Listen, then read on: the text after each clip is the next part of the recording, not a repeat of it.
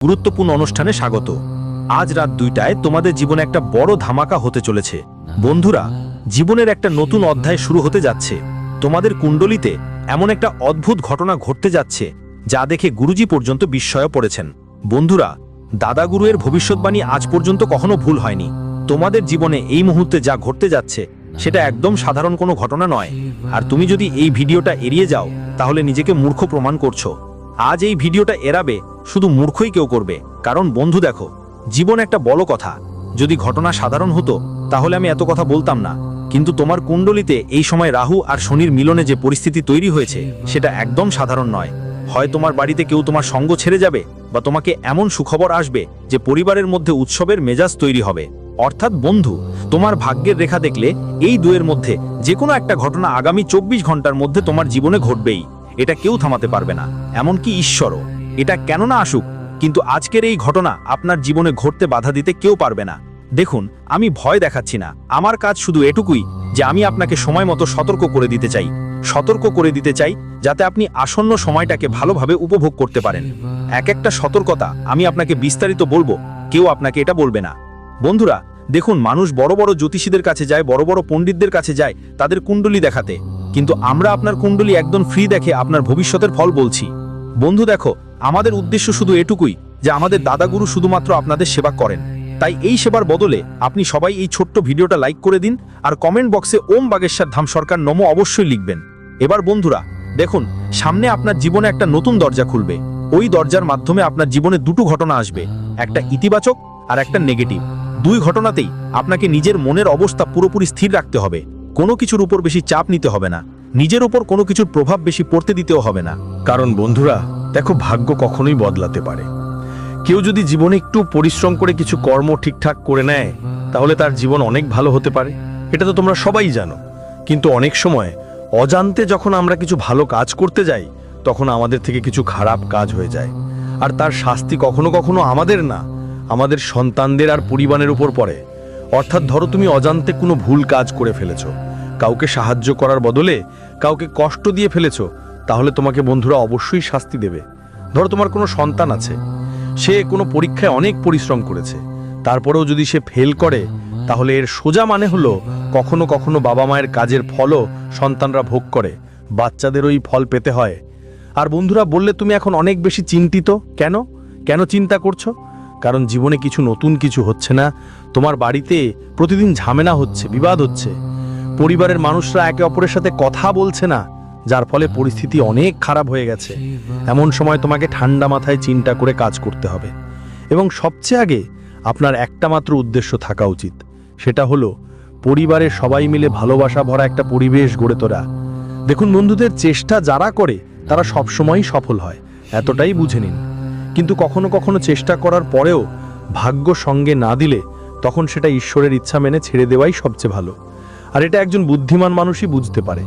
মানুষরা কি করে আজকাল, একটু ব্যর্থ হলেই, একটু আমাদের সাথে কিছু খারাপ হলে ঈশ্বরকে দোষ দিতেই শুরু করে। কিন্তু মনে রাখবেন বন্ধুরা, যে পরমেশ্বর জানেন আমাদের কি দিতে হবে, কতটা দিতে হবে।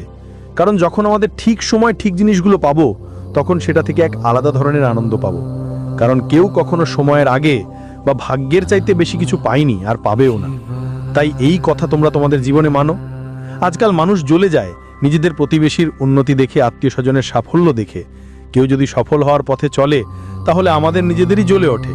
কিন্তু তোমাদের জ্বলতে হবে না বন্ধুরা, কাউকে নিয়ে ঈর্ষা করতে হবে না। কারণ ঈশ্বর যা আপনাকে দিয়েছেন সেটা সবচেয়ে ভালোই আপনার জন্য, যদিও আপনি এটা ভুল মনে করছেন।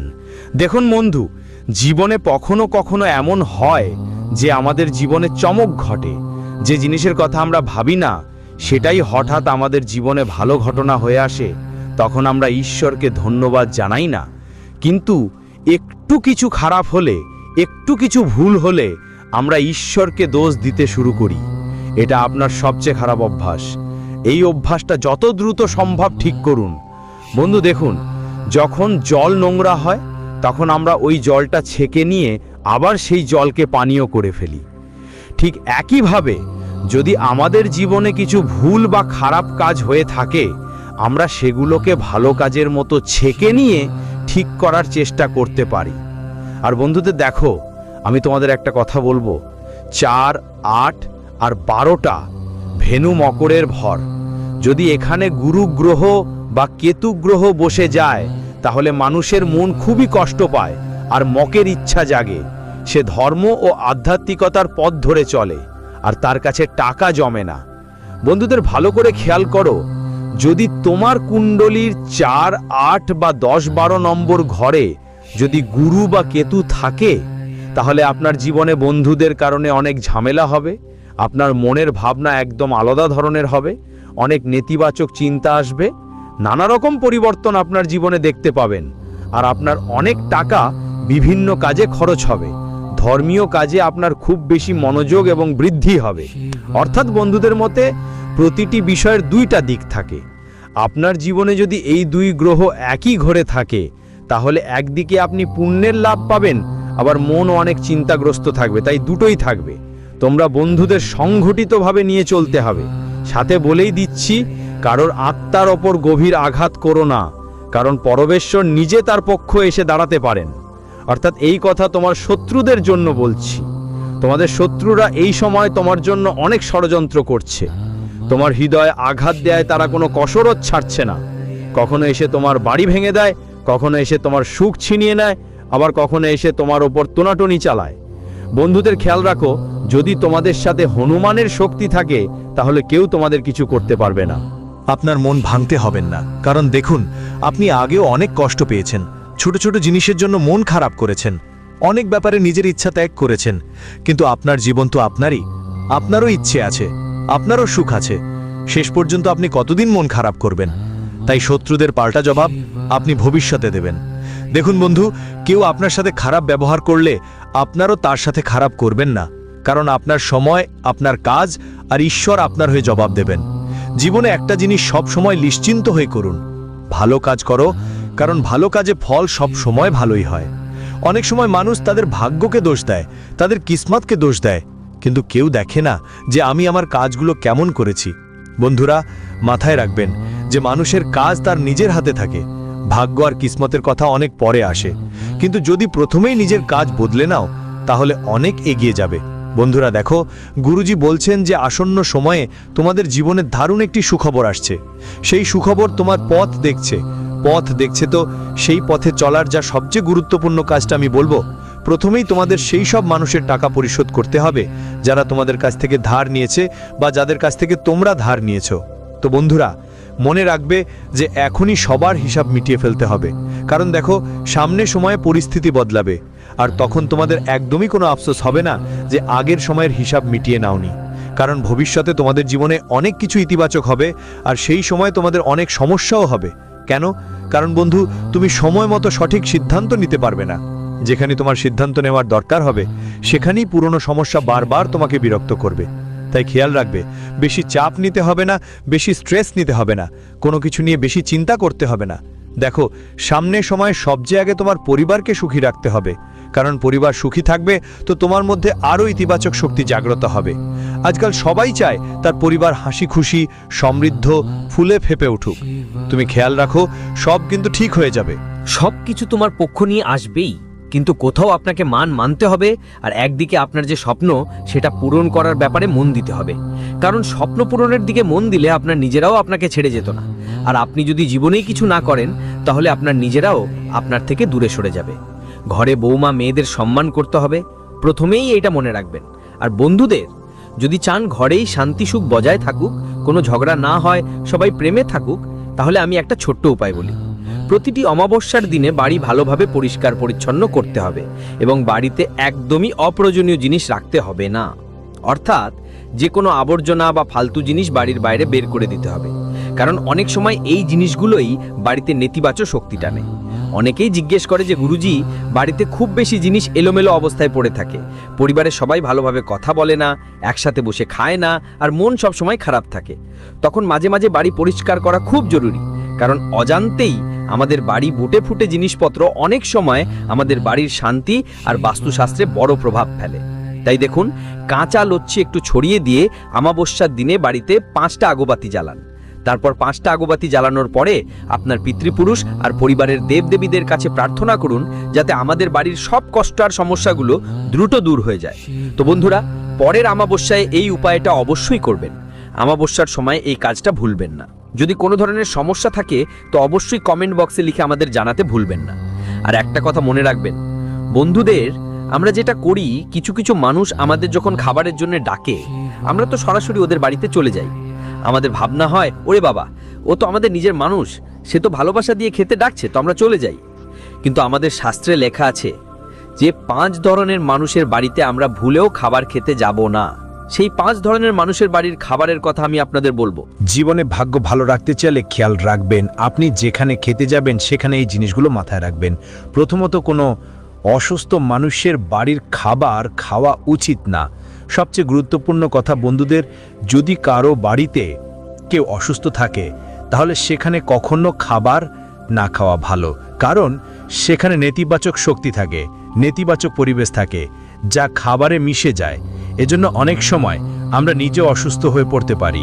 তাই অসুস্থ মানুষের বাড়ির যাবার খাবার কখনোই খাওয়া উচিত নয়। যার ঘরে সুদের টাকা আসে তার ঘরে কখনো খাওয়া উচিত না, কারণ বন্ধুরা বলে যে মানুষ সুদের টাকায় ভাত খায় তার ঘর কখনো টিকে থাকে না, তার ঘর ধ্বংস হয়, কারণ সেই টাকা মফলসুল টাকা। আর যদি আমরা কারো উপার্জন খাই তাহলে অনেক সমস্যা হয়। কেন? কারণ সেই মানুষ নিজের রক্ত ঘাম ঢেলে উপার্জন করছে, আর কারো রক্ত ঘামের উপার্জন খেলে মনে রাখতে হবে পরমেশ্বর এই জীবনে আমাদের বিচার করবেন। তাই সুদের টাকার ঘরের খাবারও খাওয়া উচিত নয়। খাবার খেতে হবে, আর কিন্নরদের বাড়িতে কখনো খাবার খেতে যাবে না, এটা অবশ্যই খেয়াল রাখতে হবে, কারণ কিন্নরদের দেওয়ার রেওয়াজ আছে, নেবার নয়। কিন্নরদের যতটা সম্ভব বেশি দান বা দক্ষিণা দাও তোমার বিশ্বাস অনুযায়ী, যাতে তাদের মুখ থেকে বের হওয়া শুভ কথাগুলো আমাদের জীবনে ভালো কাজ করে। আর কোনো কিপ্টে মানুষের বাড়িতেও খাবার খেতে যাবে না। কিপ্টে মানুষের বাড়িতে খাবার না খাওয়ার কারণ হলো তারা মনের কথা দিয়ে খাবার দেয় না, এবং বলা হয় যদি তুমি কাউকে খাবার খাইয়ে দাও, হৃদয় থেকে খাবার খাও, মন খুলে খাও, কারণ এতে অন্য দেবতার অপমান হয় না। আর বলে যার হৃদয় যত বড় হয় তার জীবনে তত বেশি উন্নতি হয়, সে ততই সমৃদ্ধ হয়। আর যে বাড়িতে মাংস খাওয়া হয় সেই বাড়িতে কখনো খাবার খাওয়া উচিত নয়। খাওয়া উচিত যদি তুমি পাপের অংশীদার হতে চাও, যদি তুমি পাপ ভোগ করতে চাও, যদি তোমার সব ভালো কাজ নষ্ট করতে চাও, তাহলে কোনো মাংসাশী ব্যক্তির খারাপ খাবার একবার খেয়ে দেখো। বন্ধুরা দেখুন, অনেক সময় আমরা এই সব কথা জানি, না জানতেই, আমার তো কিছুই জানা থাকে না, কেউ যদি আমাদের খেতে ডাকে আমরা চলে যাই। এই অভ্যাসটা ঠিক করো। কোনো মানুষের বাড়িতে এমনি খেতে চলে যাওয়া ঠিক নয়। আর যদি তুমি কারোর বাড়িতে খেতে যাও তাহলে বদলে তুমি একটু 1 টাকা 2 টাকা 10 টাকা 20 টাকা যাই হোক একটা ছোট্ট উপহার বা যেটা বলো খাবার বদলে কিছু তো দাও। এতে কারোর উপর আমাদের বোঝা পড়ে না, সবকিছুরই একটা বোঝা থাকে। বন্ধুদের জন্য বলছি, শাস্ত্রে এই কথাটা স্পষ্টভাবে লেখা আছে, যদি তুমি কারোর বাড়ির যদি তুমি পানি খাও তাহলে সেই পানিরও ওজন তোমার উপর পড়বে। এই জন্যই আমি সবসময় বলি, মানুষের জীবনে যখন অনেক কিছুই ওজন বেড়ে যায় তখন সে জীবনে দুঃখে ডুবে যায়। তাই যদি তুমি জীবনে দুঃখে ডুবতে না চাও তাহলে তোমার ওজন কমানোর জন্য যে কোনো দরিদ্র মানুষের সাহায্য করো। কোনো ক্ষুধার্তকে খাবার খাওয়াও, কোনো পিপাসিতকে পানি খাওয়াও, গরুকে চারা দাও, মন্দিরে কিছু দান করো। এই ছোট ছোট পুণ্যের কাজগুলি মানুষের জীবনে কোনো ওজন বাড়ায় না। দেখো বন্ধু, যদি কথা ভালো লেগে থাকে তাহলে কমেন্ট বক্সে রাধে রাধে লিখতে ভুলবেন না। এখন দেখো, এই সময় তোমার যেই পুরনো বন্ধু বান্ধব আছে তাদের সাথে তোমার একটা অসাধারণ দেখা হবে। সেই অসাধারণ দেখার মাঝখানে তোমার বন্ধু তোমার জন্য একটা লাভজনক ডিল নিয়ে আসবে। মানে আমি এখানে বলছি তাদের জন্য যারা প্রপার্টিতে ইনভেস্ট করতে চায়। প্রপার্টিতে ইনভেস্ট করতে চাইলে তোমার পুরনো বন্ধুরা তোমার জন্য দারুণ একটা ডিল নিয়ে আসবে, কিন্তু মাথায় রাখবে তারা প্রথমে নিজেদের লাভটাই দেখবে, কারণ আজকের যুগটাই লাভের যুগ। আজকাল এখনকার সময় তো স্বার্থের যুগ। কে বলেছে এটা কলিযুগ? ভুল বলেছে, এটা কলিযুগ না, এটা স্বার্থের যুগ, লাভ আর ফায়দার যুগ চলছে। তাই বন্ধুদের প্রত্যেকেই আগে নিজের স্বার্থই দেখবে, তারপর তোমার ভালো করার কথা ভাববে। কারোর ওপর অন্ধভাবে বিশ্বাস করো না কখনো, কারণ তোমারও অনেকবার ধাক্কা খেতে হয়েছে। আর বলে যদি মানুষ ধাক্কা খেয়েও তারপরও না শেখে তাহলে সেটা তার সবচেয়ে বড় বোকামি।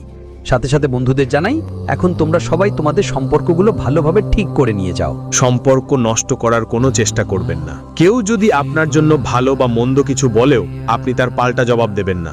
আর বলি বন্ধুদের, বাড়িতে বেশি দেবী দেবতাদের ছবি ঝোলানো উচিত না। বলা হয় অনেক দেবী দেবতার আরাধনা আমরা করতে পারি না, তখন সেটা পাপের কাজ হয় এবং তাদের অবমাননা হয়। তাই খেয়াল রাখবেন, সব দেবী দেবতার পূজা করা উচিত, করা খুবই ভালো, কিন্তু যদি একটু ছোট ভুল হয় তার ফল আমরা নিজেই ভোগ করব।